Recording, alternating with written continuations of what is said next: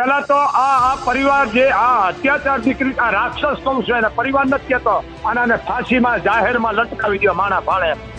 પહેલા તો એક જ ઈ પરિવારને માં મોગલ માફ નહીં કરે. કબરાવથી માં મોગલધામ સામંત બાપુનો વિડીયો સોશિયલ મીડિયા પર સામે આવ્યો છે.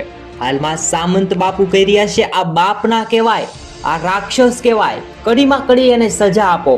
હાલમાં આ રેકોર્ડિંગ સોશિયલ મીડિયા પર ઘણું બધું વાયરલ થયું છે, કારણ કે ફૂલ જેવી દીકરીનો તેણે જીવ લીધો છે. કારણ કે દીકરી માં મોગલને પ્રાણવાલી છે.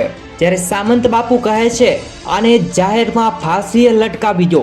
હાલમાં આ રેકોર્ડિંગ તમે પણ સાંભળી શકો છો અને તમારે કંઈ કહેવું હોય તો કોમેન્ટ કરો. ધન્યવાદ. પહેલા તો એક જ ઈ પરિવારને માં મોગલ માફ નહીં કરે. એનો જો કે નરકમાં અધિકાર હોય જ નહીં. નરક એના માટે ભયંકર સજા હતી ને કેવું એટલી કહેવાય, કારણ કે આનું વર્ણન નથી થઈ શકે. આ બાપ નો કહેવાય, આ રાક્ષસ કહેવાય. બાપ નથી, રાક્ષસ. ફૂલ જેવી દીકરી, કારણ કે દીકરી મોગલ ને પ્રાણવાલી છે. હું તો એટલું જ કહું છું માને, કારણ કે હું અંધશ્રદ્ધાનો એટલો વિરોધી છે. મારા હજારો વિડીયો આપ જાણો છો, આપણી ચેનલ દ્વારા હું કાયમ પણ દઉં છું. હું અહીંયા આપ જાણો છો, તમે અહીંયા લાખો રૂપિયા આવે છે પાછા દઈ દઈએ છે. પણ અંધશ્રદ્ધાનો એટલો વિરોધી છું કે પહેલા તો આ પરિવાર જે આ અત્યાચાર દીકરી આ રાક્ષસ કહું છું એને પરિવાર નથી કહેતો, આ રાક્ષસ કહું છું એને. તો જેની આગળ તપાસ કહી છે જાડેજા સાહેબ, એ PSI ને મોગલના આદેશ છે અને માનો આશીર્વાદ, કારણ કે મોગલને કાનૂન બહુ ગમે છે.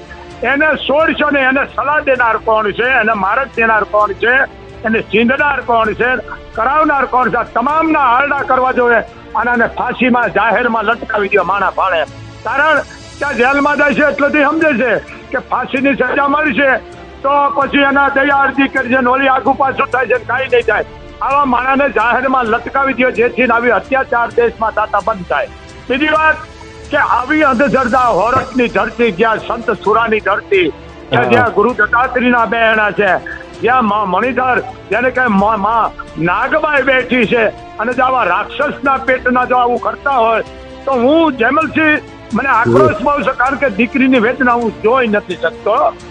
કારણ દીકરીની વેદના હું ખુદ સહન કરું, કારણ કે હું પોતે રોઈ જાઉં છું દીકરી પ્રત્યે. આ દીકરીને જે અત્યાચાર કર્યા છે, એક હોય તો ભલે 7 હોય 50 હોય, તો જેની હાથમાં કેસ આવ્યો છે, સાહેબનું નામ તો મને ખબર નથી, પણ એને મારો આદેશ છે કે આને મુકતા નહીં મારા બાપ, કે તમને આના આશીર્વાદ મળશે.